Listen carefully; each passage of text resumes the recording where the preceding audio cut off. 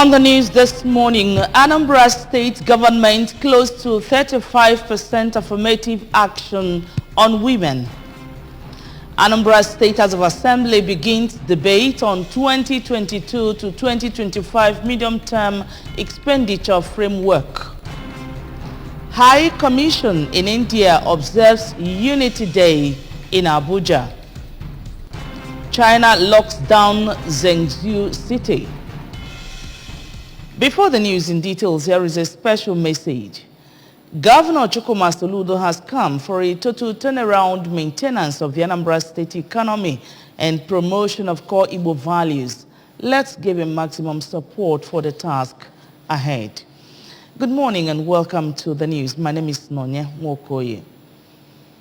Anambra Governor's wife, Mrs. Nonya Soludo, has stated that her husband's administration is close to achieving the 35% affirmative action on women in the state.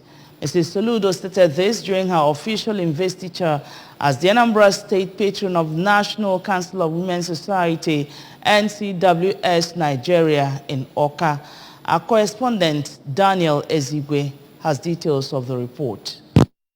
The honor was conferred on Mrs. Soludo to formally announce her lead role in women movement in Anambra State. NCWS was formed in 1958 as the umbrella body of all women societies in Nigeria and has members in all the 36 states of Nigeria and 774 local government areas of the country. The NCWS delegation was led by the national president, Haji Yalami Adamulao, and the Anambra State chairman, Lady Theresa Nnaluo, and are in the state for a leadership training for local government chapters of the organization. Speaking shortly after receiving an honorary medal, the NCWS Constitution and Uniform, Mrs. Soludo said that she takes special interest in the activities of the association, especially in its propagation of the uniqueness of womanhood, education, and creative awareness. The governor's wife reassured them that her husband's administration considers women as an important part of governance and is driving closely to achieve the national policy for women inclusiveness in governance. She also urged them to use the scheduled training to talk about issues affecting women, including human trafficking, sexual abuse, domestic violence, drug abuse,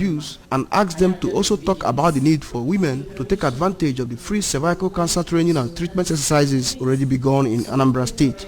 This is a very good cause. Yeah, the government of my husband is really working hard on meeting this 35%. We are very close in Anambra. Yes. We are super close. Women are in very key positions in Anambra here. And they are doing very great. They are doing great. We are so proud of them. And having worked closely with my commissioner, you know, she's ever ready. Earlier in her remarks, the national president of NCWS, Hajia Adamulao, said that the organization empowers rural women to positive change and commended Anambra State government for involving women more in governance. The NCWS national president also praised Mrs. Soludo for showing passion for women concerns and promised that the association will continue to identify with the state government in its policies, especially those that affect the women folk. We appreciate you, dear mother, for giving us time to see you. National Council of Women's Societies Nigeria is an umbrella organization of all women non-governmental organizations, founded in 1958. Our main objectives is to cater care for a woman, with special emphasis on education and training. On her part, the Anambra State chairman of NCWS, Lady Theresa, said that the governor's wife, through her activities, has shown willingness to issues confronting women and observed that Anambra women will continue to seek her direction and guidance. Thank you for giving us that opportunity. Very happy. Now, you have made us your children. You saw to our problem. You came to our age. You have given us financial support. So we say, thank you, mommy. Thank you, mom. Commissioner for Women and Social Welfare, Mrs. Ifi Obinabo, the Southeast President of NAWOJ, Mrs. Stella Ibuka, who is also a member of the association, were present at the event. From the Governor's Lodge, Amobia, Daniel Ezigwe, ABS News. Anambra State House of Assembly has commenced debate on the 2022 to 2025 Anambra State Medium-Term Expenditure Framework geared towards the development of the state. The Medium-Term Expenditure Framework, which was referred to the House Committee on Internally Generated Revenue to work on it and refer back to the House during plenary, was forwarded to the House by Governor Chukwuma Soludo for consideration and passage. A House of Assembly correspondent, Chukwuemeka Modelim, now reports. While introducing it to the House, the Deputy Majority Leader, Chief Emeka Afoka, emphasized that it is a document that gives an insight into revenue and expenditure plans of Anambra State government for the next 3 years and prerequisite for the presentation of the 2023 budget estimate to the House. This document is just an analysis which forms the basis of budget planning and budget presentation. The economic and fiscal update is the analysis, the budget analysis, upon which the government will plan and forecast the estimates for the next fiscal years, which covers 3 financial years. In his contribution, the Deputy Chairman, House Committee on Internally Generated Revenue, Honorable Nonso Smart Okafor, stressed the need for the Anambra State Executive Council to always think outside the box with a view to safeguarding the state from depending on national allocations so that the inefficiencies of those at the helm of monetary affairs at the national level will not jeopardize the growth and development of Anambra State. I think that as a state, we need to come back home, in as much as we know that basing our assumption on the national is like a primary standard, that we need to understand a way or create a way.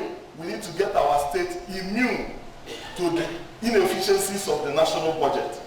In their contributions, the Deputy Speaker, Dr. Pascal Abodike, the Chief Whip, Dr. Pete Ibida, and the member representing Anocha 2 constituency, Chief Ejike Okechukwu, observed that the 2022-2025 medium-term expenditure framework of the state showed the clear-cut vision of Governor Soludo for the state. While commending the efforts of Governor Soludo in developing Anambra State, the member representing Obarutu constituency, Sir Somtochukwu Udeze, observed that the meager federal allocation to Anambra State and its internally generated revenue is not enough for rapid development of the state and advised Governor Chukwuma Soludo to source for loan or grant outside the state to meet the infrastructural needs of the state. While the Speaker of the House, Right Honorable Uche Okafor, said it will enable the governor to meet the developmental needs of the state, the House later observed a minute silence in honor of the First Minister of Aviation, late Chief Mbazulike Amechi, who passed on last Monday, which was followed by glowing tributes by members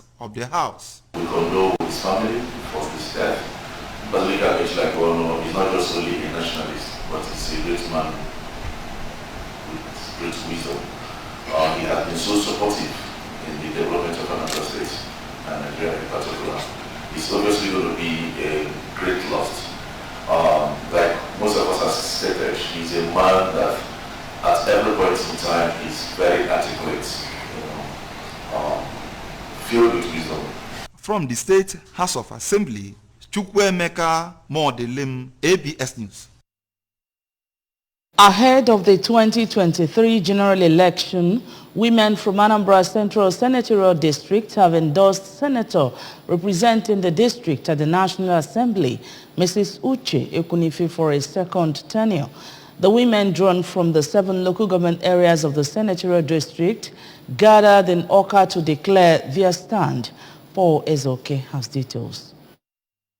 The women noted that Mrs. Ekunife's re-election will enable her to consolidate her various achievements and attract more democracy dividends to the area and the state in general. The spokesperson for the group and coordinator, Coalition of Anambra Women's Societies, Mrs. Oge Ekwazo, a lawyer, said as a ranking member of the National Assembly, her going back to the red chambers will give her opportunity to secure higher positions that will enable her serve the people and the country better. Mrs. Ekwazo noted that over the years, Senator Ekunife has redefined representation by touching the lives of the underprivileged, including widows, empowering women and youth, and attracting infrastructural development to all parts of the senatorial district, among others. She urged women to participate actively in political activities to ensure that right people are elected into leadership positions.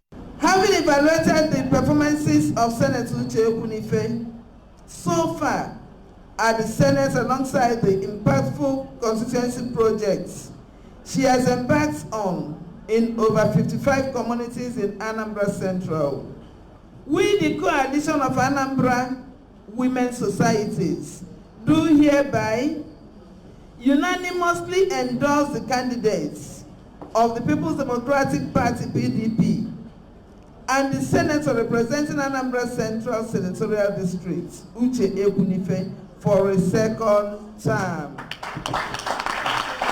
In their separate speeches, the convener, Nwaibife Group, Mrs. Ukeria Anekwe, and President, Anambra Precious Widows Association, Mrs. Uju Izuako, noted that women have continued to excel in positions of authority, not only in Nigeria, but also across the world, and have the numerical strength to make a difference. Responding, Senator Ekunife, represented by her legislative aide, Mrs. Ifi Nzekwe Shimuko, while thanking the women for the gesture, noted that the endorsement was a collective affirmation of the quality of her representation at the National Assembly, and assured that she will do more if given the opportunity.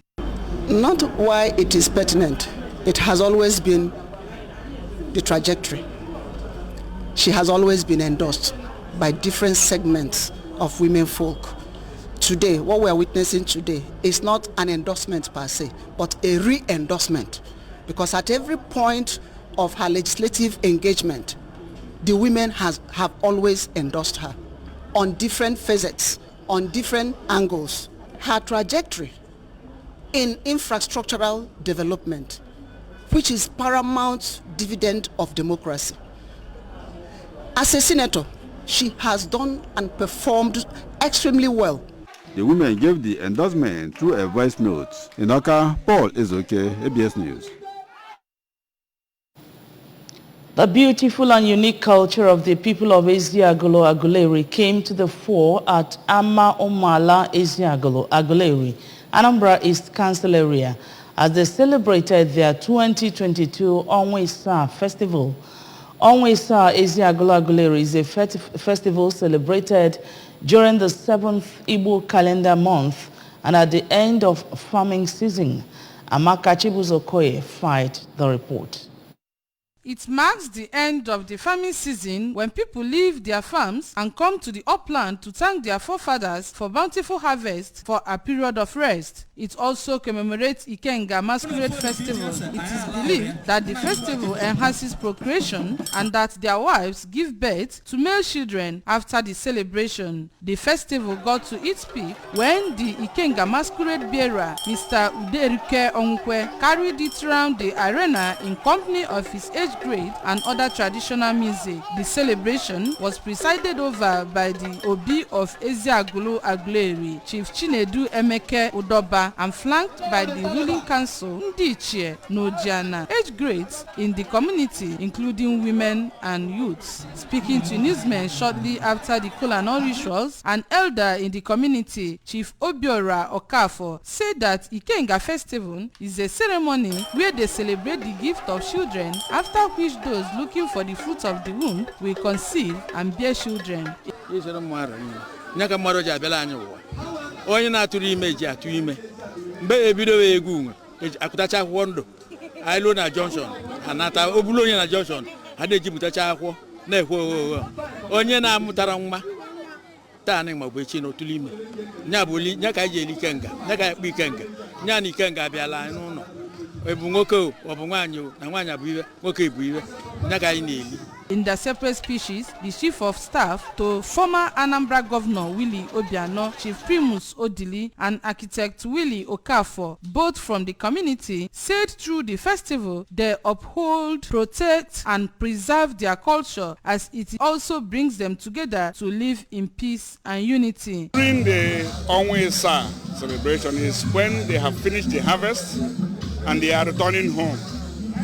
So at the Olili Onwe-Esa is a kind of celebration of the bumper harvest that we have always recorded in our place. On their part, the chairman Ezeagulu Aguleri Ruling Council, Chief Michael Igwebike, and chairman Ikenga Ezeagulu Aguleri Forum, Chief Fidelis Ebuche, maintained that the festival is a symbolic way of giving thanks to God for leading them all through the farming season till now. Olili Onwe-Esa mainly even eliebo oge ndị ọrụ ugbo ji ezu ike elisi Olili Onwe-Esa ọ na-ebute ọmụmụ dịka ndị nice wagwa anyị ọ na-ebute ọmụmụ. Felicitating with members of the community, the wife of the former governor Willie Obiano, Dr. Ebelechukwu, represented by the Anambra East coordinator of Osodieme Obiano campaign team, Chief Obi Nnatuanya, and team from Akoma campaign organization led by Chief Nnamdi Ikele Admora, noted that their culture remains their identity. Different cultural displays, wrestling, masquerading, and other displays form the highlights of the festival. From Ama Umuala Ezeagulu, Amaka Chibuzo Okoye, ABS News.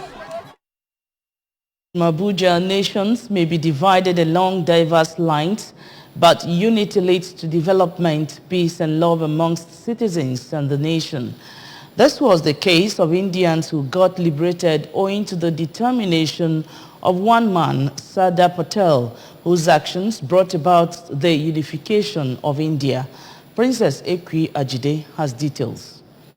According to reports, before Sardar Patel regarded the architect of unification, India was divided into two territories by the British colonial masters. The provinces were either directly governed by the British or princely states who recognized the British sovereignty in return for local autonomy, thereby further dividing the nation along religion, caste, region, language and culture. In recognition of Patel's roles towards assisting the country retain its united identity, the government of India marks the 31st day of October every year as the Day of Unity. Observing this year's Unity Day in Abuja, the High Commission of India organized a solemn evening showcasing the life and times. Observing this year's Unity Day in Abuja, the High Commission of India organized a solemn evening showcasing the life and times of the country's architect of unification and his efforts at unification. Speaking with journalists at the event, the India High Commissioner in Nigeria, Siri G. Balasubramanian, said the India-Nigeria relations have remained strong after 64 years of cooperation between the countries. The High Commissioner, while pledging support to security in Nigeria through training and capacity building, noted that owing to security challenges in the country, India High Commission has taken some precautions according to the advisory of the federal government to ensure the safety of its citizens and workers. He is the architect of the unification of India.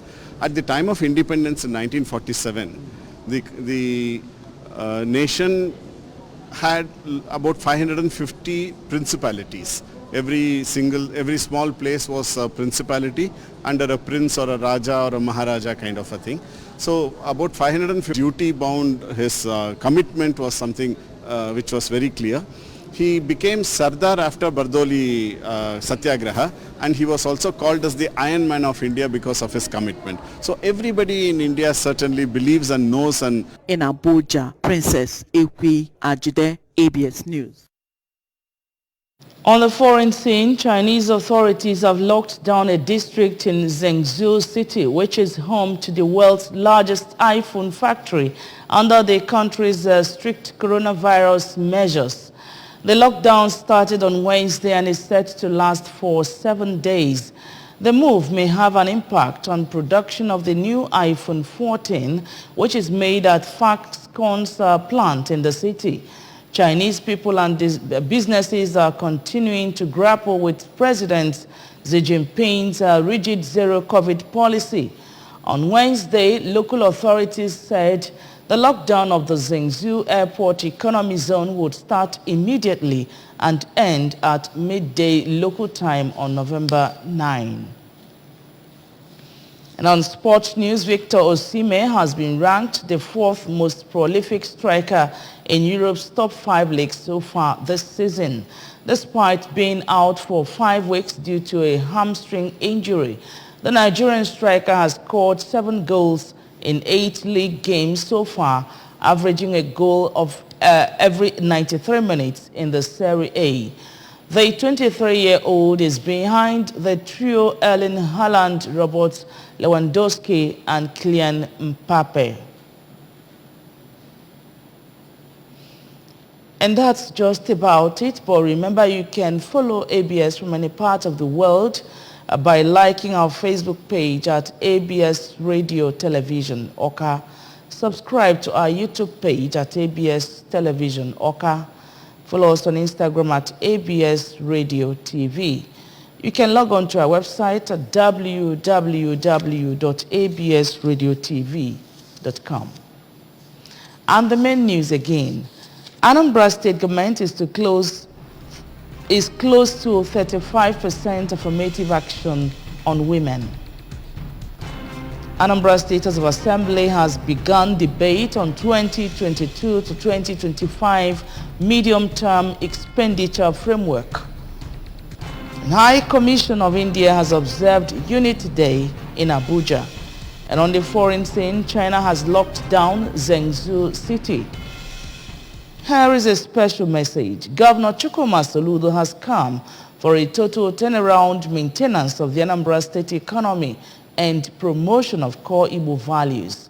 Let's give him maximum support for the task ahead. And that's the news. So thank you so much for watching. Good morning and have a great day.